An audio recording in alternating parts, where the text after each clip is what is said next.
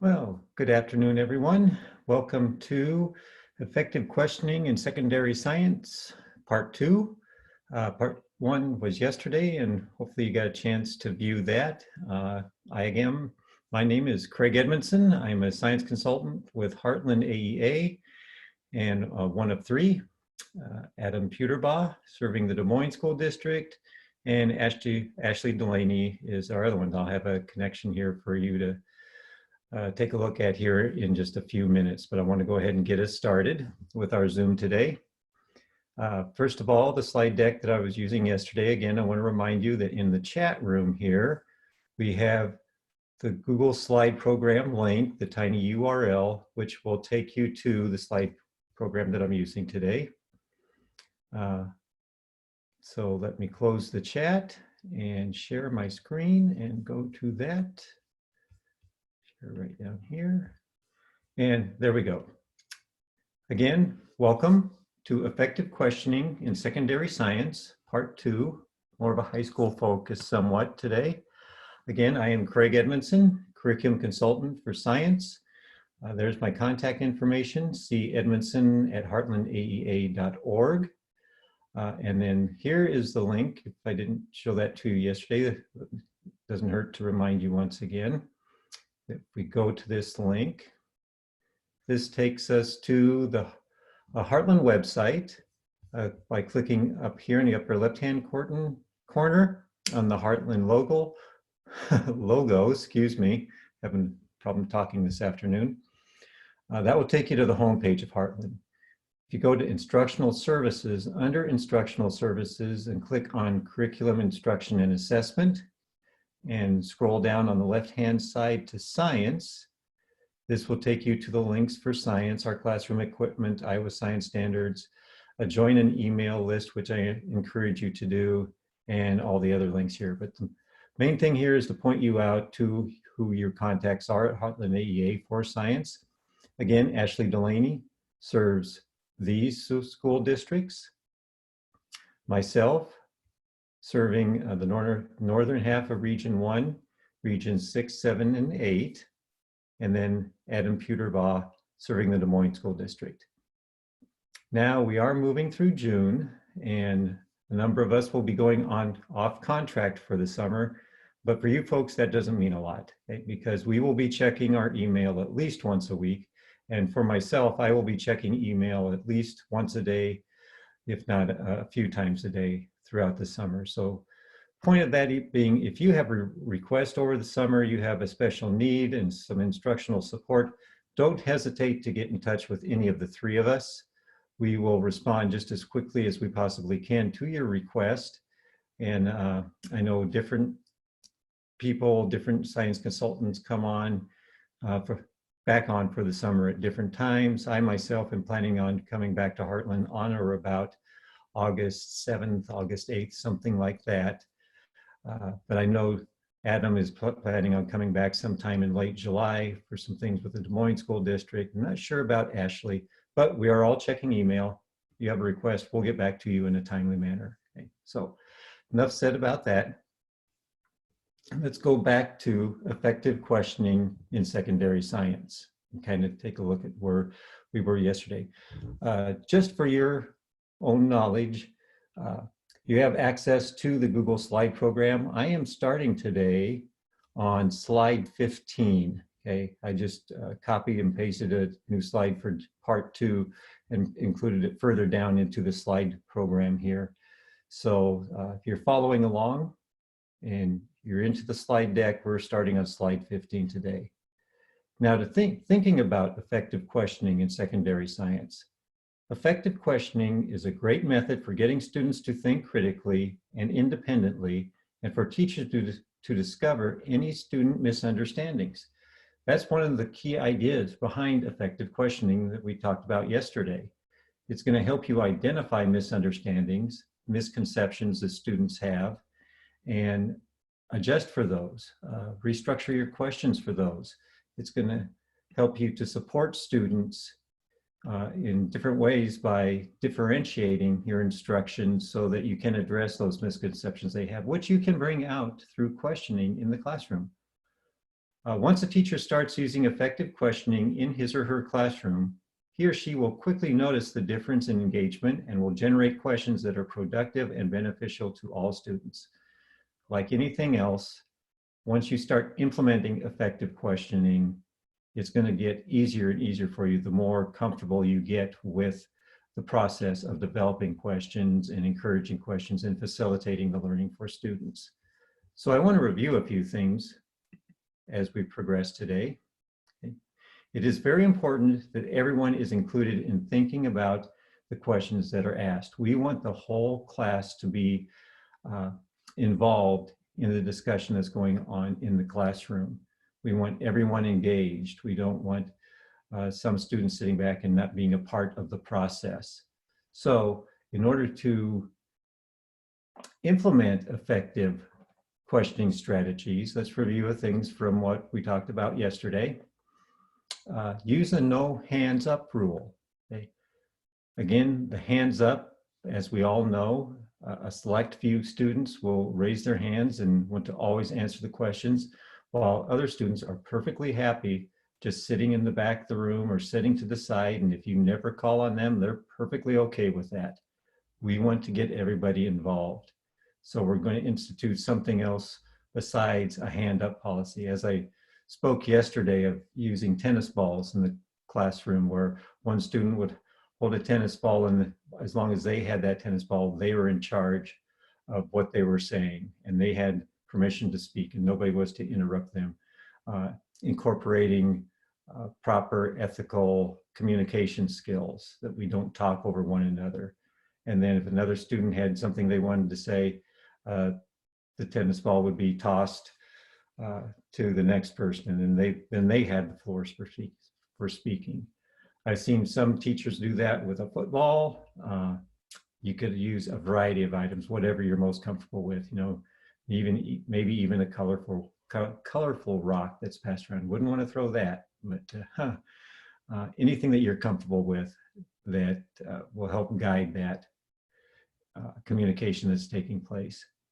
Ask questions that encourage a range of responses. We talked about that yesterday, a mixture of questions, a mixture of open and closed questions, questions that encourage students to go deeper into their ideas that they're representing the information that you're teaching to them. That's just your questioning will just ask them to dig deeper into those concepts.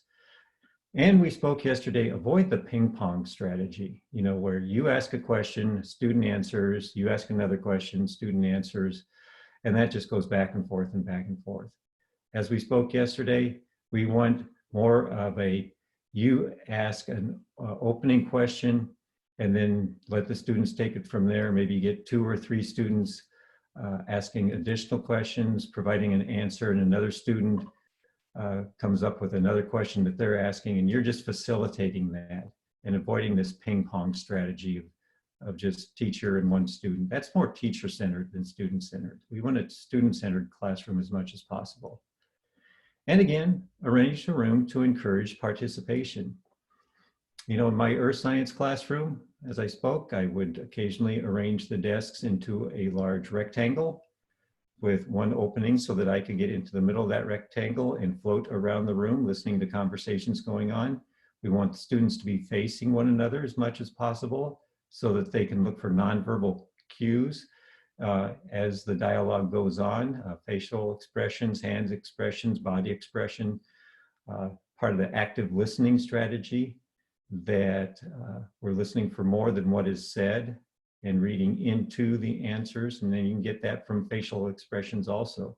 So arrange the classroom in whichever way best suits you and best suits your students.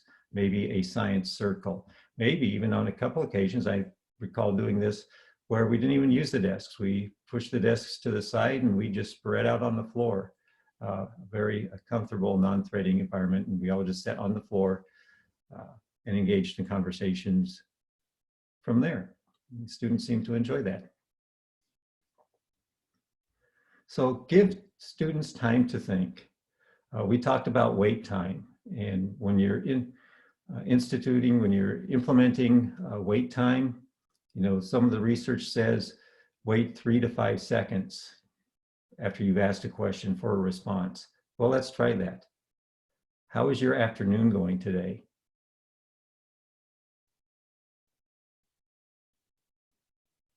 That was 5 seconds, okay? Might seem like a long time, but in some cases, I would even encourage you, wait 10, 15 seconds. During that time frame, when you're instituting wait time, people are processing their thinking. It's not that they're waiting. Well, to be honest, some people are waiting for other people to answer, but we're going to steer around that by engaging all students in the conversation, by calling upon them or using that ball strategy or whatever strategy to get everyone involved. But when you implement wait time, you're giving everybody the chance to formulate an answer, apply their reasoning, apply their critical thinking skills before they form the answer and choose the answer. Sometimes that takes, 5, 10, 15 seconds.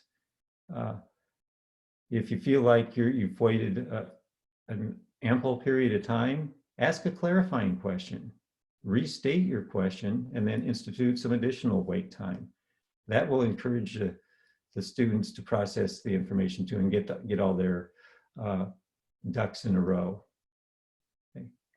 Use a think, pair, share strategy. That's great. In a think, pair, share, students can share ideas with one another.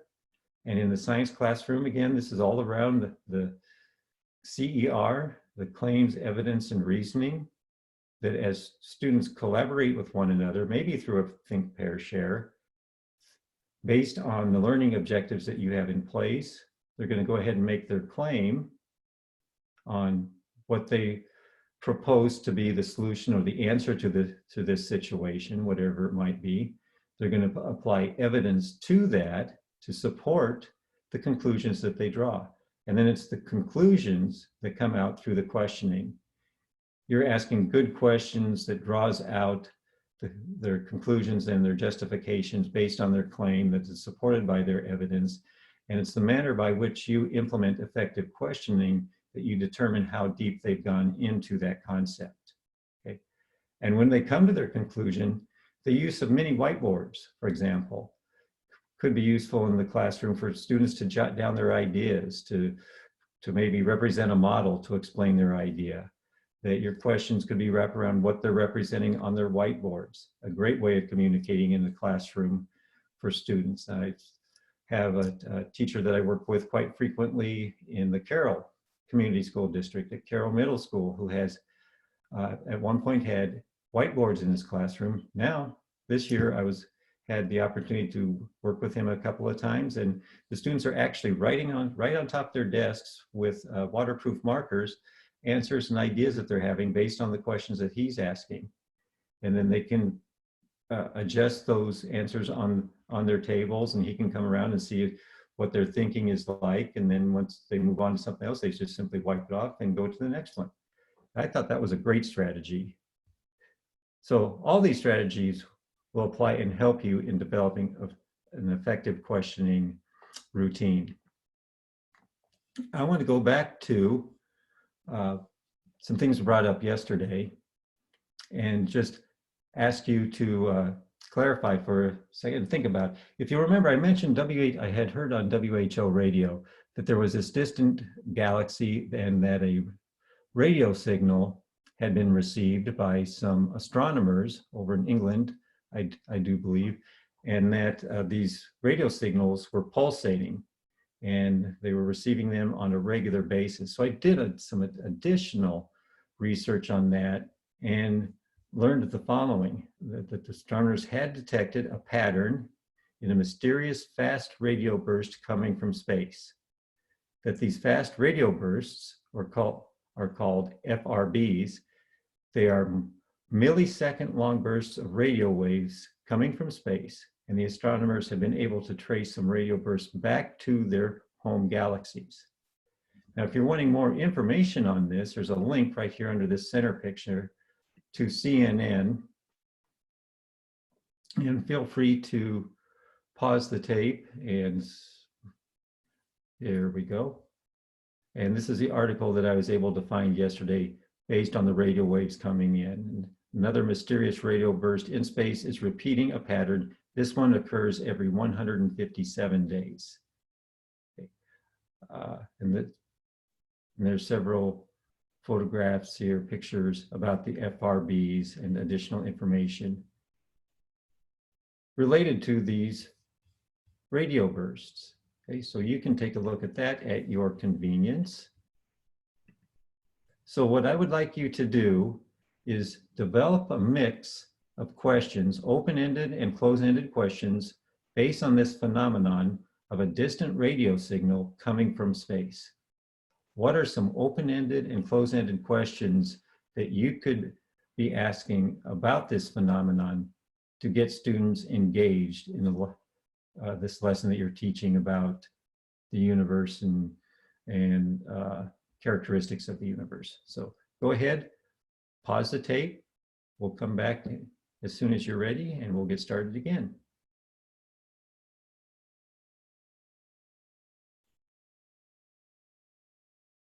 Okay, welcome back. Well, hopefully you've been able to come up with some open-ended and closed-ended questions that are going to assist you in sparking your students' interest on this phenomenon. If you will recall, and I know most of you are probably getting very familiar with the format of developing science lessons at the high school level, of having a storyline that initiates the unit lesson, that within each lesson within the unit, you have an anchor phenomenon that you keep referring back to, that's going to set the course for the lesson, guide the lesson, and that students are going to be engaged with that phenomenon by answering, by developing their own questions and maybe doing a driving question board that will encourage them to make a list of all the questions that they have related to this phenomenon of a radio signal coming from a distant galaxy. So that's kind of what we're focusing on here with effective questioning in the classroom. So it would be nice if we were all together. It would be nice if we could go through this and see what you came up with in terms of open-ended and closed-ended questions. On the next slide, I went ahead and did that myself and developed my own effective questioning mix based on the principles for effective questioning. Okay. So what did I come up with? Well, what is the source of the radio signal? Okay. How is the radio signal produced?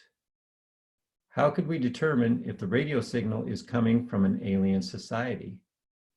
How often is the radio signal completed? And why is this signal worth investigating? Okay. Then I went back and determined if these were open or closed-ended questions. So what is the source of the radio signal? That's a right there answer, or at least we think it is. We can speculate and say that it's coming from this certain star galaxy. If you go back and read the article, it has a specific code to it that identifies it. So that would be a right there answer. That would be a closed-ended question. Okay. How is the radio signal produced? We don't really know. That involves a lot of speculation. We take the evidence that we do have that has been received.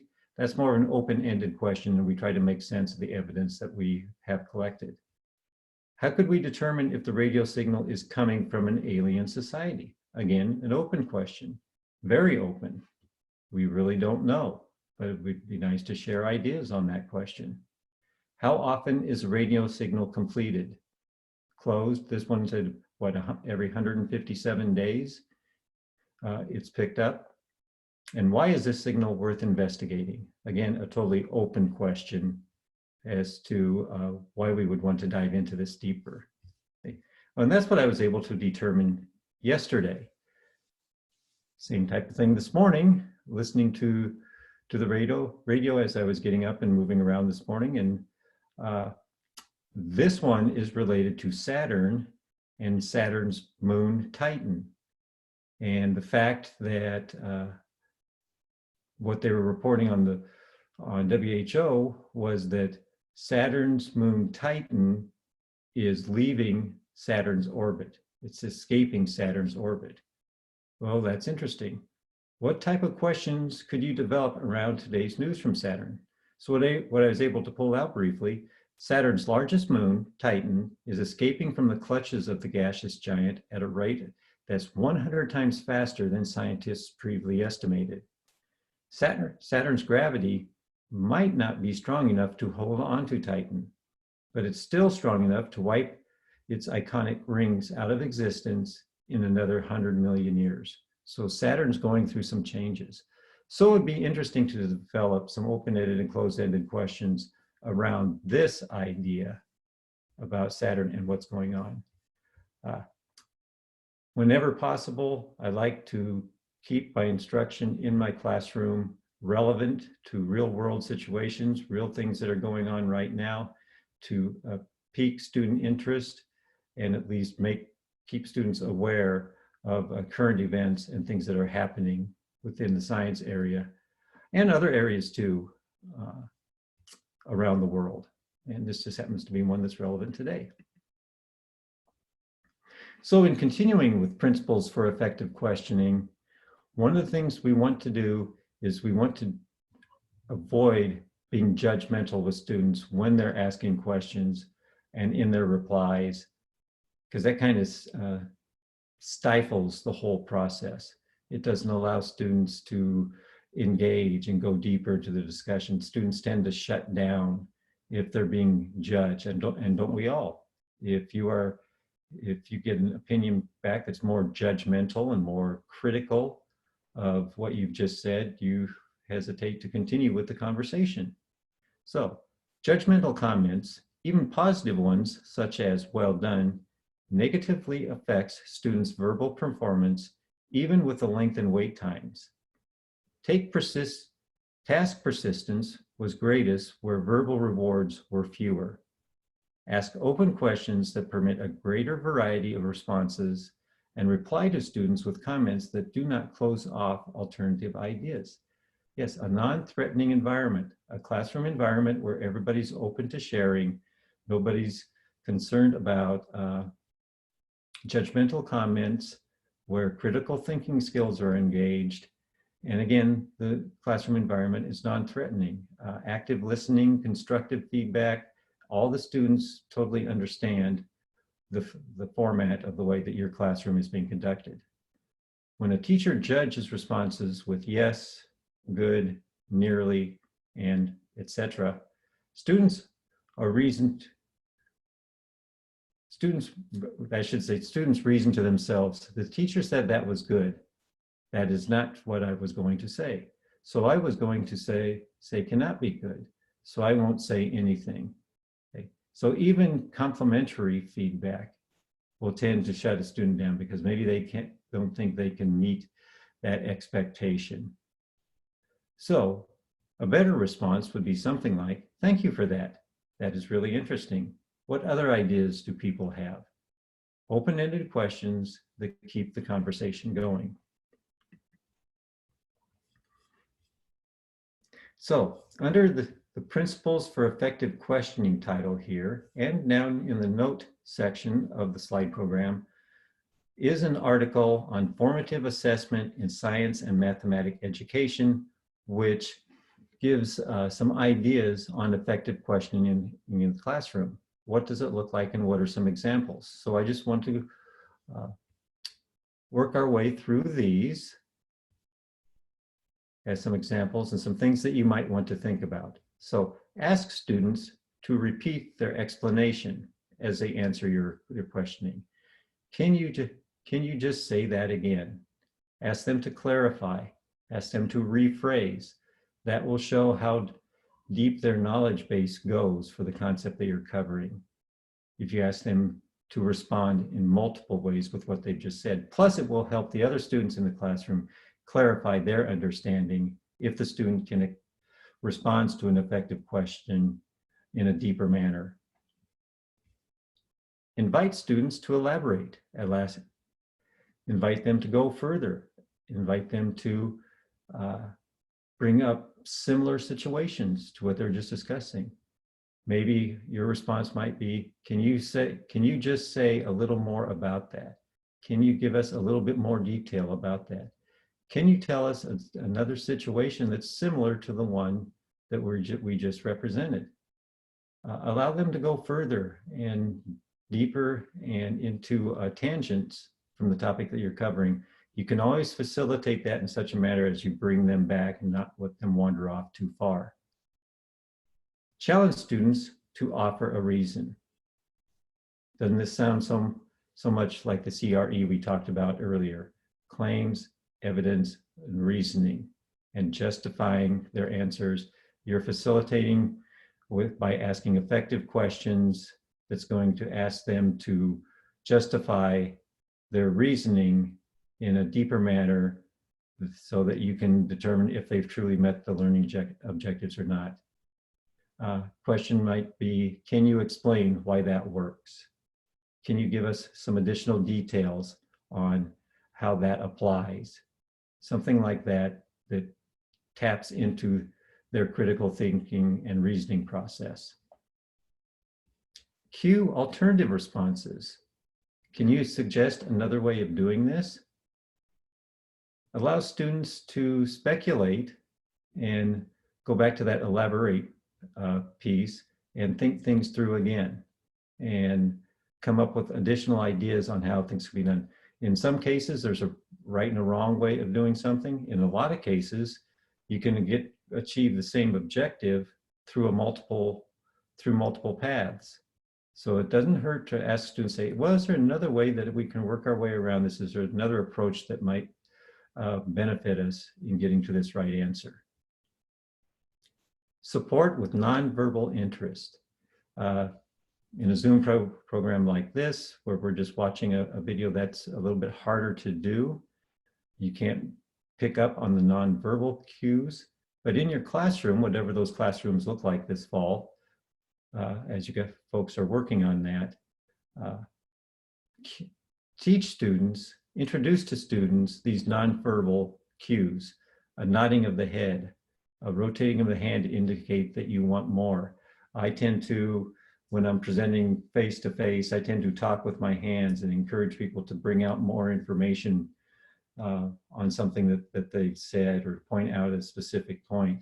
And all these nonverbal cues can assist in the answering of effective questions also.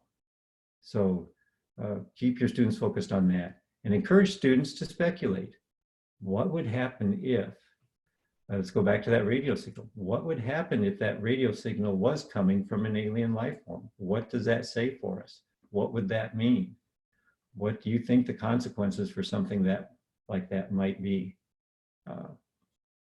It helps to drive the dialogue in the classroom. Some more approaches that encourage student thinking and student conversation and student dialogue. Make challenging statements. Someone in this group said, were they right? Now, were they right? That's a yes, they were. No, they weren't. You're going to want to dig deeper with that, with an open-ended question. Why so? Why do you feel they weren't right? Or why do you feel they were right? What's the evidence that supports that? Allow rehearsal of responses. Engage the students in a think, pair, share. Ask them that before you get back together in a whole group situation, ask them to practice with their partner how they might respond, and ask their partner to ask open-ended questions of the person, and then flip roles with one another so that each partner gets to practice. Encourage your students to ask questions. After a student has replied to maybe one of your effective questions and is supplying an answer, just keep the conversation going by asking, would anyone like to ask Pat a question about that? Or is everyone clear on the point that Pat is making? What more could Pat tell us about this situation that would help us to clarify his reasoning? All good questions to keep the conversations going. Ask students to think aloud. That would be totally okay. Can you go through that step by step? Sometimes when we think out loud, there are things that we would tend to forget otherwise. And by thinking out loud and brainstorming out loud and sharing those ideas with another person or a small group of fellow students, then we can address those key points that maybe we hadn't thought of in the process. Encourage students to make connections. Can you remember something else we did like this? If you remember as you're developing science lessons, one of the key aspects of a science lesson aligned with Iowa Science Standards, the next generation science standards as we know them, is the idea of coherence. So maybe something pops up that was coherent with another lesson that is pretty much the same but slightly different, that just drives the learning and takes the learning to the next level. Focus on that when you're questioning students and as students reply, and ask them to recall so they don't have permission to forget and they can go deeper into the idea of meeting your learning objective. And thinking aloud with the students. Let's think about this together. I, as an instructor, never claimed to know everything. I pretty much shared with my students that they could come up with something that I had no background knowledge on, and that was perfectly fine. I was willing to learn right alongside of them. So establish a classroom where you're not the sage on the stage, you're not the resident expert, but you're just a facilitator of learning and open to new ideas, and the students will be open to new ideas, and it'll be a more collaborative environment with you included as we're all learning things together.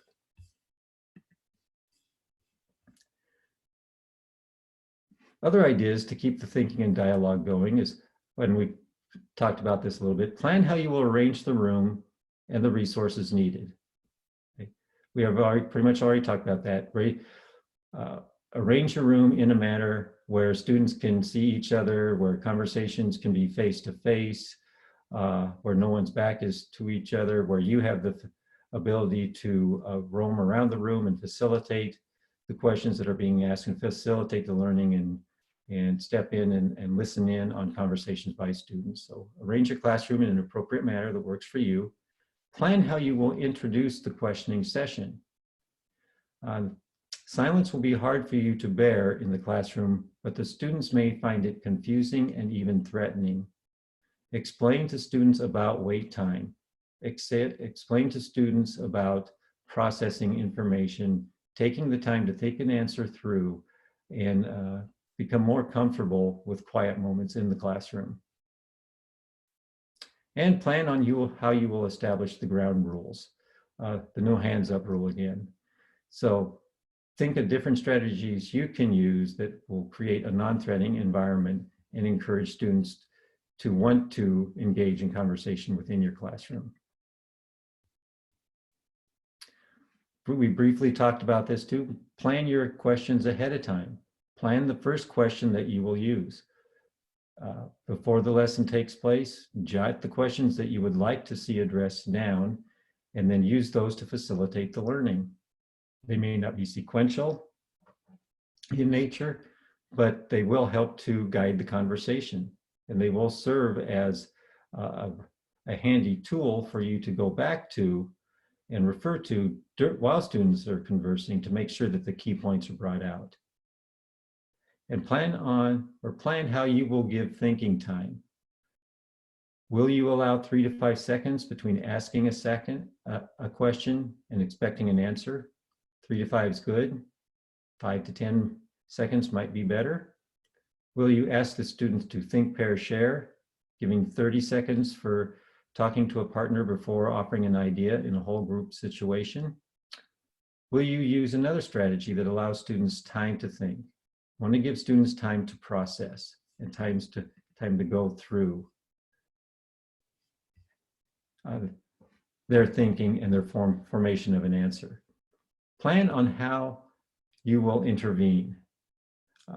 You will need to facilitate the learning. You will need to guide the conversations. You will need to keep the students on track through your questioning as you're roaming around the room, listening into key conversations. So come up with a strategy that will help to keep the students focused and on course to meet your learning objectives. So if we take this to the science classroom, how do you ask good scientific questions? I'm going to ask you to reflect and consider as we watch this video. Click on the question mark here. It'll bring up YouTube Asking Scientific Questions. I would just ask you to take some time, jot down some ideas, some questions, or thoughts you might have as we watch this video on asking scientific questions.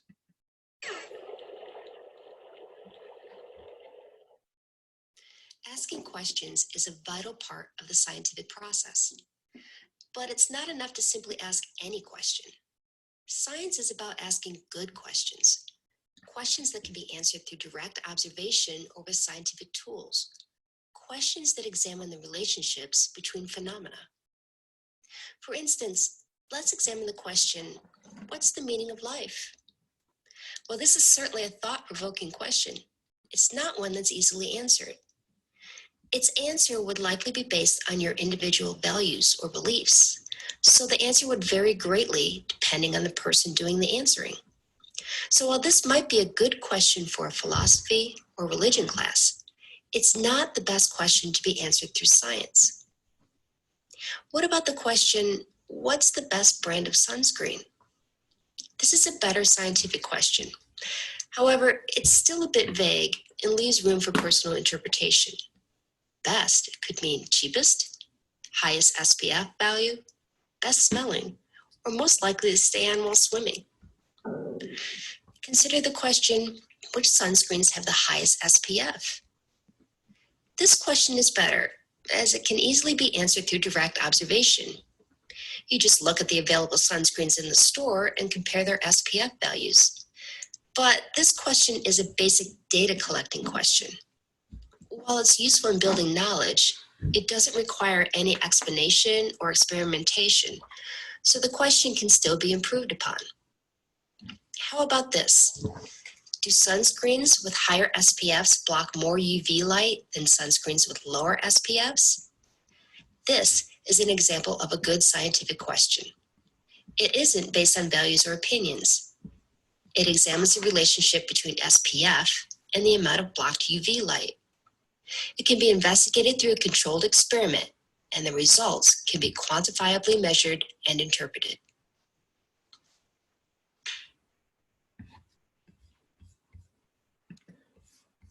Okay, so we'll stop that video. Go back to our slide program here. So just to stay on task with the time that we have today, as you think about asking scientific questions, hopefully you were able to note a few things that video brought out. I jotted a few notes down for myself that scientific questions are based on observations, that they're based on a phenomenon that the students are able to identify. The scientific questions that are being asked are testable questions, and these questions are supported by evidence that is collected in order that experiments can be done and explanations can be formed based on those scientific questions. So the key here would be to develop effective scientific questions supported by effective questioning, excuse me, so that students can engage in the process of being problem solvers and critical thinkers and metacognitive in their own understanding. So you might ask yourself then, what does this look like in a science classroom?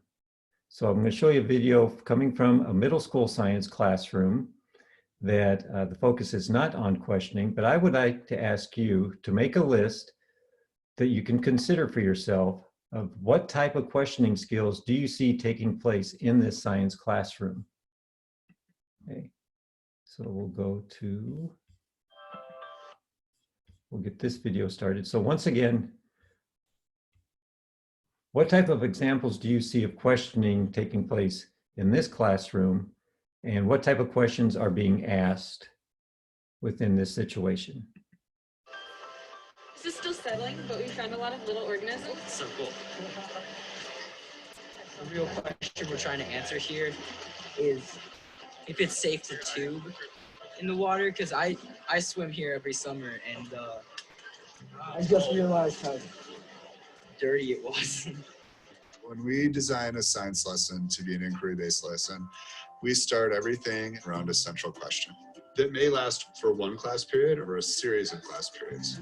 And then they work through some experiment and conversation, perhaps some reading, and they work together. And the answers are always just a little bit out of reach for the kids until they really reach a point where they have this sense of discovery. Each of you are going to be in a group where you're going to sample one parameter down at the creek. And then you're going to make an infographic about your parameters. So for example, maybe it will be temperature and turbidity. And then ultimately, what you're going to have to decide in your final prompt is going to be answering this question. Would you recommend to your friends coming from out of town that they go tubing in Boulder Creek? If you just ask a question and then gave the answer, it would be the same as if you just read the textbook. So we don't like to do that. We like to ask the question and then give a lot of different experiences, both through media, through discussion, through research, so kids can start to answer that question themselves. When we actually go down to the creek, it's an exciting day for the kids. We've talked up the idea that we're really in an outdoor classroom. Let's find a spot and let's sit down and start working on our physical survey of the area, everybody. So you'll work on your map first. Suddenly they're looking at it through a different lens. They're looking at it through a lens as a place where we're now going to be doing some sampling and some scientific thinking. If the water appears clear, is it clean? And then if it's not clean, what does that mean? Mr. Schwartz gave us bugs that can live in healthy water and bugs that can live in unhealthy water. Yeah. We're gonna find which bugs are we finding here, and if they're all in like unhealthy water bugs, then we're gonna like, no, this is unhealthy water. I think it's 5 ppm. From what we found, there wasn't as much nitrate as we thought there would be. We would still go swimming even though it seems pretty dirty, but we know that it's just, there's a lot of organisms in here, and that leads us to believe that it's actually pretty healthy. And we spend the next class period sort of going through that data, and they put that into a poster, an infographic, where they can actually share with the class in a way that's relevant to the kids, something that's kind of flashy and interesting. What is the data that our group got? And then what do we do with that data if we look at everyone's data together?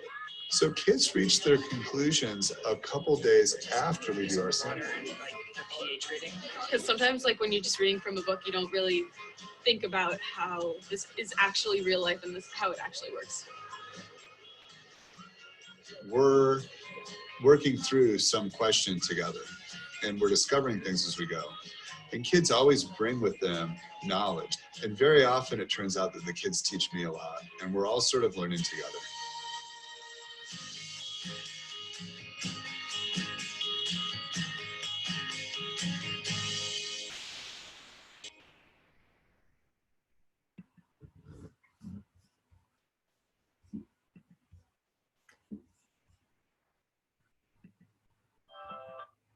So what I like about what came out from that classroom experience, and hopefully you were able to come up with a few things that enlightened you through the process, is that we should be asking students questions that are based on a variety of experiences so that the students can form their own answers and their own questions, and giving them more experiences in scientific thinking.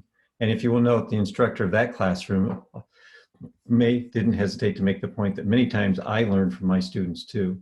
And even if you've been teaching the same subject for years and years, we can always learn from our fellow students and our classroom students on an ongoing basis from the experiences that they have. So we're all in this together.